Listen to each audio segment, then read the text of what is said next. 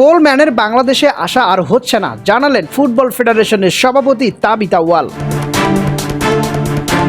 Bangladesh football ফেডারেশনের নতুন coach হিসাবে ক্রিস কোলম্যানের আসার গুঞ্জন শেষ পর্যন্ত সত্যি হচ্ছে না।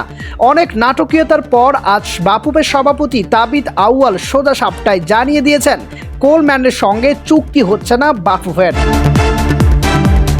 মূলত শেষ পর্যন্ত এজেন্ট ফি সংক্রান্ত জটিলতার কারণেই সাবেক এই ওয়েলস কোচের বাংলাদেশে আসার পথ বন্ধ হয়ে গেছে। ফেডারেশন কাপের ভেন্যু জটিলতা নিয়ে সভা শেষে আজ রাতে সাংবাদিকদের সঙ্গে আলাপকালে বাফুফের সভাপতি বলেন, 15 মের মধ্যেই আমরা কোচ চূড়ান্ত করেছিলাম। যখন চুক্তির দিকে এগিয়ে গিয়েছিলাম তখন এজেন্টের ফির বিষয়টি আসে। বাংলাদেশ ফুটবল ফেডারেশন এজেন্টের ফি দিয়ে চুক্তি করতে আগ্রহী নয়। এজেন্টের ফি ছাড়া তারাও চুক্তিতে রাজি নয়, ফলে সেটা সেখানেই থেমে যায় এবং আমরা নতুন করে আরেকজনের সঙ্গে কাজ করছি।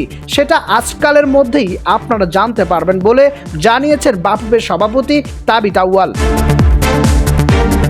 বাফুফের সভাপতি সরাসরি কোলম্যানের নাম না বললেও কোচ নিয়োগ প্রক্রিয়ার সঙ্গে জড়িত জাতীয় দল কমিটির একটি সূত্র প্রথম আলোকে জানিয়েছে, কোলম্যানের সঙ্গেই চুক্তিটা এগিয়েছিল তাদের। শেষ পর্যন্ত এজেন্ট ফির গেরাকালে থেমে যায় সেটি।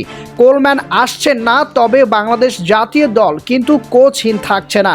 বাফুফের সভাপতি নিজেই আশ্বাস করেছেন যে আগামী 24 মে থেকেই নতুন বিদেশি কোচ ঢাকায় জাতীয় দলের ক্যাপ্টেনের দায়িত্ব পালন করবেন। আর 5 জুন সান মারিনোর বিপক্ষে আন্তর্জাতিক প্রীতি ম্যাচে ডাক আউটেও দেখা যাবে তাকে। 2 বছরের চুক্তিতে আসতে যাওয়া এই নতুন কোচের পিছনে কোলম্যানের চেয়ে কিছুটা কম খরচ হবে বলে জানিয়েছেন। নতুন কোচ নিয়ে এমন পরিকল্পনা কথা জানিয়ে তাবিথ বলেন, আপনাদের এটা নিশ্চয়তা দিতে পারি যে নতুন বিদেশি কোচের অধীনে বাংলাদেশ সান মেরিনোতে খেলবে এবং সেই কোচ 24 মে থেকেই শুরু করবে। দীর্ঘ যাচাই বাছাই শেষে বাফুফে গত 1 মে 3 জনের একটি সংক্ষিপ্ত তালিকা তৈরি করেছিল।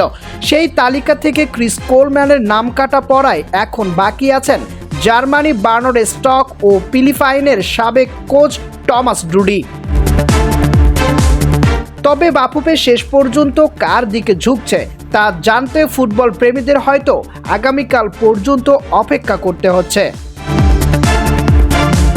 শালম ইসলাম, সাকিব, T100 টিভি, ঢাকা।